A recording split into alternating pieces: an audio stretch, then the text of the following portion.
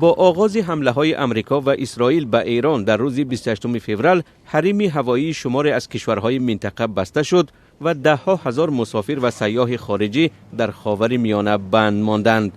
خبرنگار ریترز در گذرگاه استره در مرز میان آذربایجان و ایران با شماری از مسافران تاجیکستانی که پس از شروع عملیات اسرائیل و ایالات متحده از ایران بیرون شدند هم صحبت شد. اکثر آنها گفتند که طبیب هستند و برای آموزش و راهنمایی بیماران به ایران رفته بودند. در آنجا جنگ است، برخوردها جریان دارد. از این رو ما برگشتیم.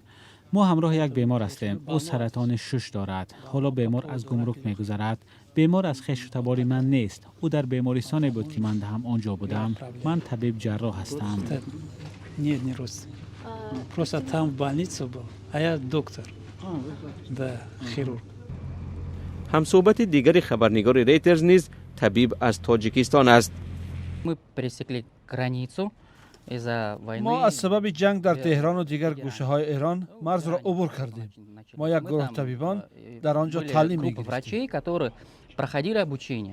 سفارت تاجیکستان در ایران شماره رسمی تاجیکستانی ها را در این کشور 300 نفر حساب کرده است.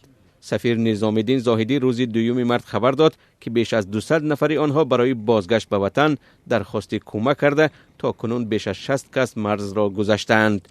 طبق اخبار رسیده روز دوشنبه امارات متحده عرب در شکل محدود حریم هوایی را باز نموده امکان داد که صدها خارجی از فرودگاه دبی و دیگر امارات این کشور به وطنهایشان برگردند.